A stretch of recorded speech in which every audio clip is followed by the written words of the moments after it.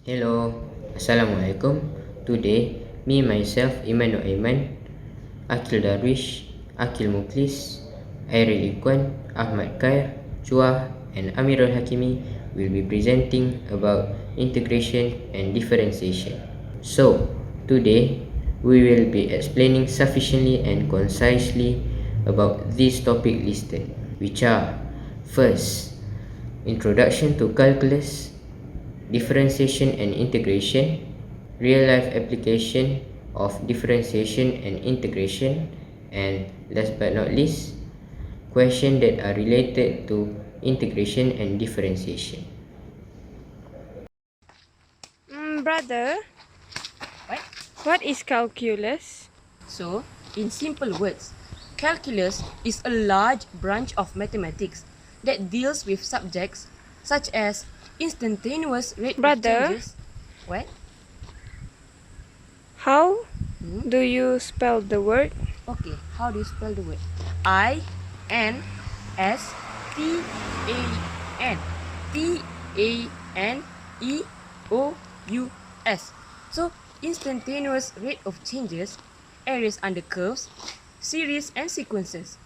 The concept of a limit, which entails evaluating the behavior of a function at points closer and closer to a specific point, without ever reaching that point, lies the heart of all of these issues. The differential calculus and integral calculus are the two most basic applications of calculus in real life.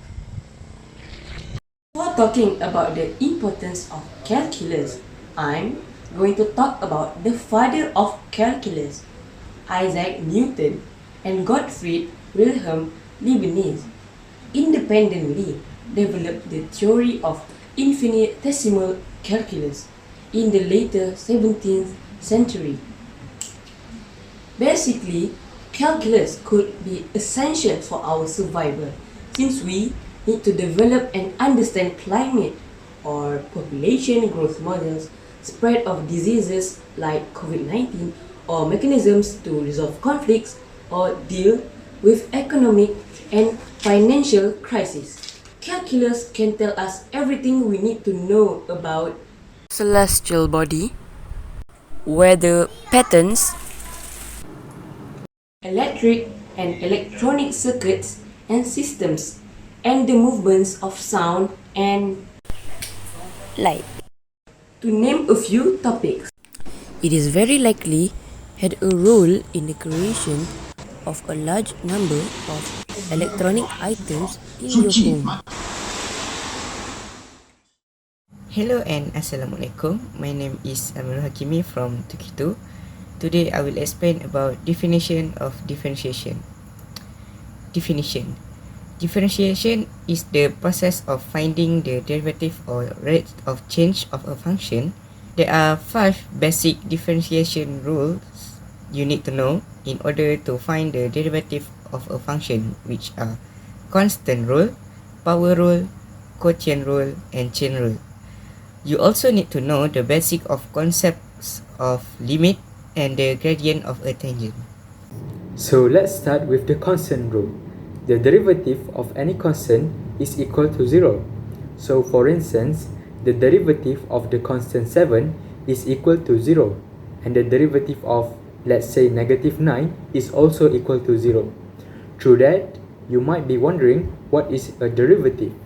Well, a derivative is a function that gives you the slope of the graph of the function, or more precisely, the slope of the tangent line at a point.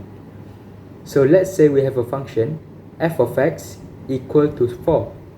If we were to graph this function, it will look like a straight line at y equal 4, which then lead to the slope equal to 0. So if you were to find the derivative of this function present by f prime of x, that will give you 0. If you see d over dx, it means you are about to differentiate something with f of x, which equal to f prime of x. Now the next thing we'll see is the power rule. It is very useful to find the derivative of monomials. So here's the form you want to use. The derivative of x to the n is equal to n times x raised to the n minus 1. So this is the form that you could use to find the derivative of a monomials. Now the next thing that we are going to go over is the product rule. This product rule can be applied if you have two functions multiplied to each other and you wish to find the derivative of that result. It's going to be the derivative of the first function times the second function plus the first function times the derivative of the second function. Continuing with the next differentiation rule, we have the quotient rule. Let's say if we want to find the derivative of a fraction such as 5x plus 6 divided by 3x minus 7, in this case we want to use the quotient rule, and here's the form we are going to use. The derivative of f divided by g, which going to be g times f prime minus f times g prime divided by g squared. Let's move on to the chain rule. Chain rule is used when you wish to find the derivative of a composite function. A composite function is when you have a function inside another function. For instance, derivative of the composite function f of gx. Using the chain rule, first, we need to differentiate the outside portion of the function, that is f, then you keep the inside the same, and then multiply by the derivative of the inside. As we move on, there is something that we call as the concept of limit. It is said that the derivative of x squared is equal to 2x. We get it by using the power rule. In order to prove that the equation is correct, we are going to use the concept of limit. Here's the form. F prime of x is equal to the limit as h approaches 0 of f of x plus h minus f of x divided by h. Now, we will proceed on how to find the gradient of a tangent. Let's say we need to find the gradient of the curve y equal x squared plus 3x minus 1 at the point 2, 9. First, using the differentiation rule, differentiate the curve y equal x squared plus 3x minus 1 and then substitute in the x component. This will leave us with dy dx equals to 2x plus 3. Then, substitute in x component, which is 2. So now, we have the equation 2 times 2 plus 3. Now, go ahead and solve it. We got 7, and that is the gradient of the tangent. Now, to the final subtopic, we have the maximum and minimum turning point. The first derivative is used to find what the turning point are. Turning points are the points where the curve of a graph turns around. Maximum turning point is located at the top of the band, while minimum is the other way around. The first derivative will tell us the gradient, which we want to know when the gradient is 0 to find a turning point.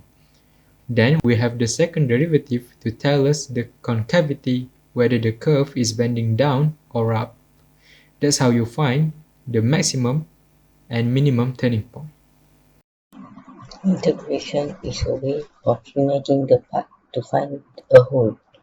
In the integral calculus, find a function whose differential is given. Thus, integration is the inverse of differentiation. Integration is used to define and calculate the area of the region bounded by the graphs of functions. Differentiation and integration are the fundamental tools in calculus that are used to solve problems in math and physics. The principle of integration was formulated by Airell. The formula of integration is x power n plus 1 over n plus 1 plus c. For example, x power 5, the integral of x power 5 is x power 5 plus 1 over 5 plus 1 plus c equals x power 6 over 6 plus c. Definite integral and indefinite integral.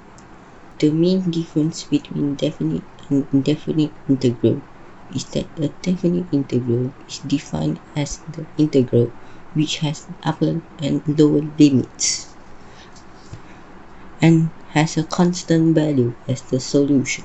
On the other hand, an indefinite integral is defined as the integral which do not have limits applied to it, and it gives a general solution for a problem. How to find area using integration? The formula is this.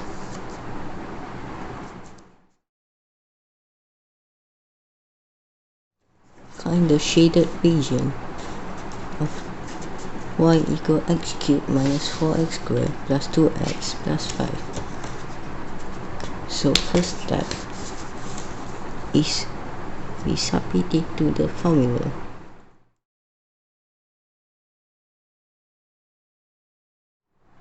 And then we calculate it.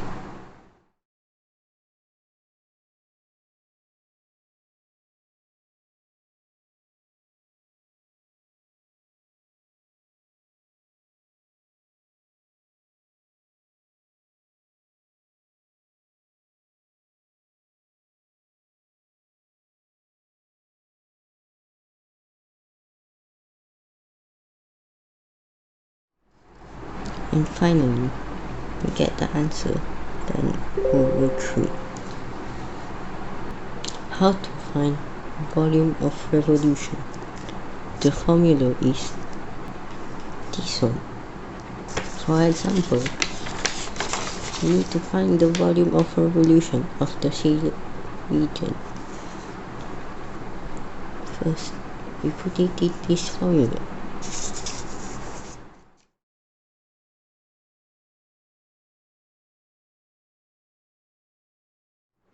Then we calculate.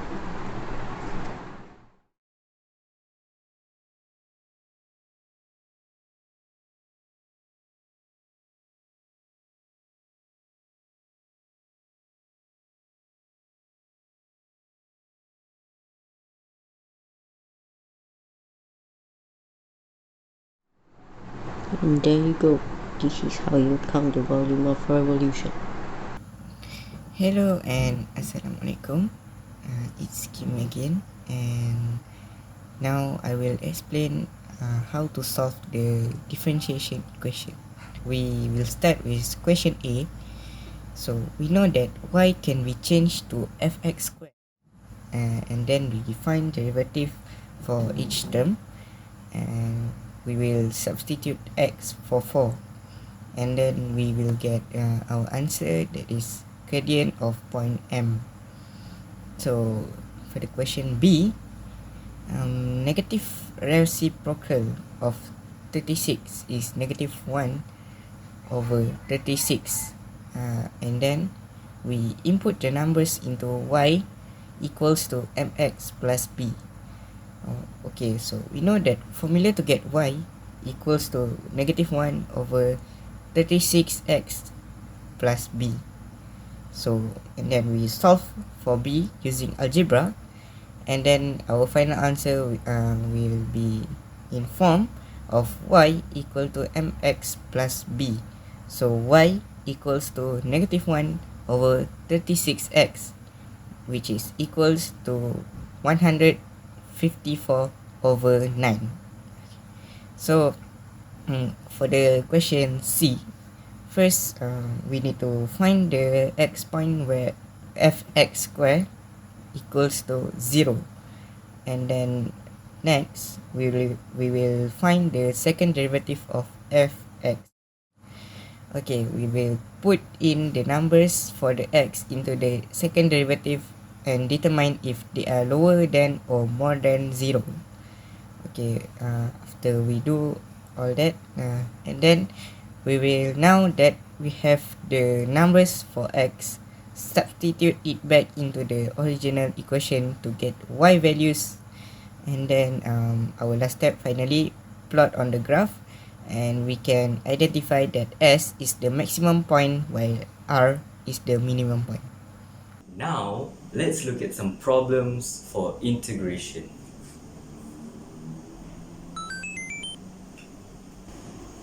So let's find the values of h and k. First, we can write down our functions, which is the function for the straight line and the function for the curve. And from here, we can already see that we can substitute in y for 3 minus x squared into the function for the straight line. So when we do that, we will get x over 2 plus 3 minus x squared over 4 equals 1. After doing some algebra, we can get 2x plus 3 minus x squared over 4 equals 1. And then we move the 4 to the side and we will get 2x plus 3 minus x squared equals 4. And from here, we can already see that this is going to become a quadratic equation. So if we move this up here, we will get x squared plus 2x plus 3 equals 4. So now you can see much clearly it has become a quadratic equation here. So what we need to do is to solve for x now. So if we subtract both sides by 4, we will get negative x squared plus 2x minus 1 equals 0. So now it looks more like a quadratic equation, and we can solve it by factoring here. So we will get x minus 1 and x minus 1 equals 0, and x is equal to 1. So now that we know the value of x, we can substitute x into this function here, y equals 3 minus x squared, and we can get the value of y. So that being 3, 1 squared is 1, so 3 minus 1, that is 2. So now we know x is 1, y is 2, and h is 1, k is 2.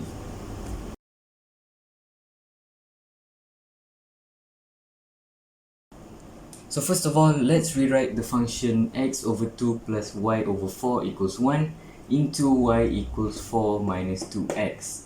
So now that we have y equals to something, we can integrate it by using definite integral with 1 being the upper boundary and 0 being the lower boundary in terms of x. And let's subtract that by 3 minus x squared in the definite integral, 1 being the upper boundary and 0 being the lower boundary in terms of x. So after we have integrated 4 minus 2x and 3 minus x squared, we can have 4x minus x squared and 3x minus x cubed over 3. So now all we have to do is we can plug in 1 into x because 0 is the lower boundary and we have to do nothing about it, and we will end up with 3 minus 8 over 3, which is also equal to 1 over 3.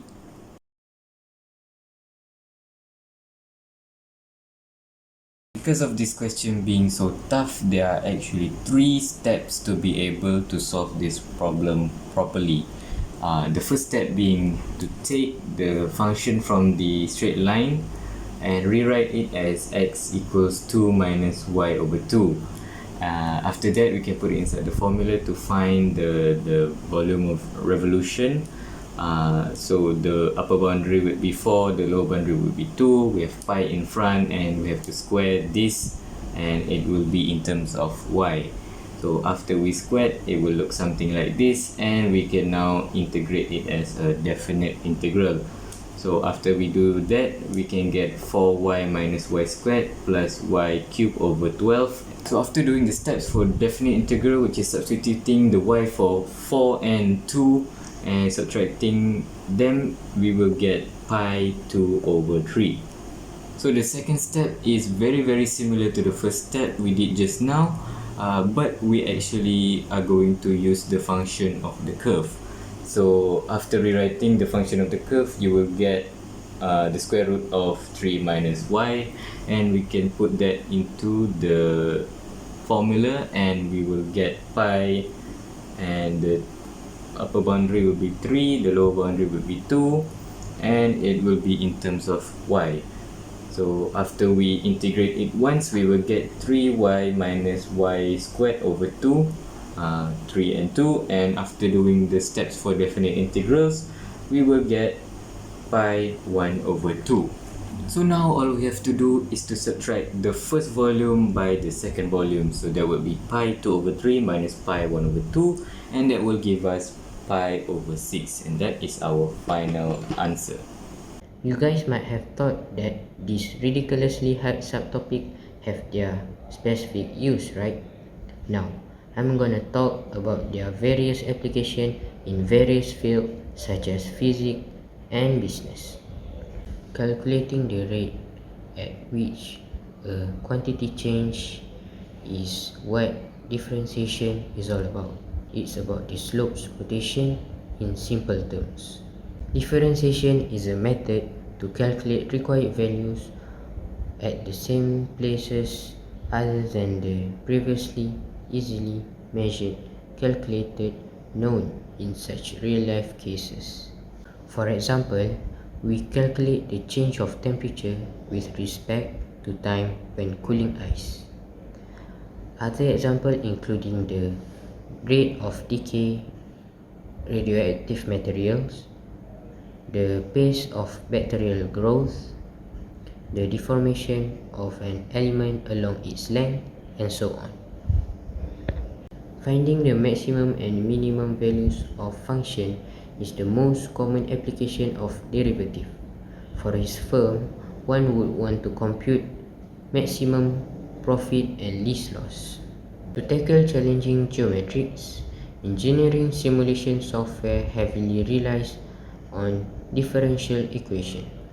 Differentiation is required in a variety of situations, such as nuclear decay, heat transmission, and structural analysis. Integration has a lot of real-life applications, especially in the engineering and physics side of life. For example, in engineering, people use integration to get the area of any curved or slanted object. They do this by essentially finding a length and sending it across the region. Engineers can also do this for three-dimensional objects as well. However, this time sending a plane section, also known as a cross-section, along a three-dimensional region to calculate its volume. They often use computer simulations to do this, and it can help them model and build the houses, among other things. In the physics side of life, they use the same method to find out the center of gravity for certain objects. Definite integrals can also be used to determine the mass of an object as long as its density function is known. Work can also be calculated from integrating a force function, or when counteracting the force of gravity, like in plumbing situations. The field of graphical representation also often uses integration. Graphical representation refers to the use of charts and graphs to visually display numerical data and other qualitative structures.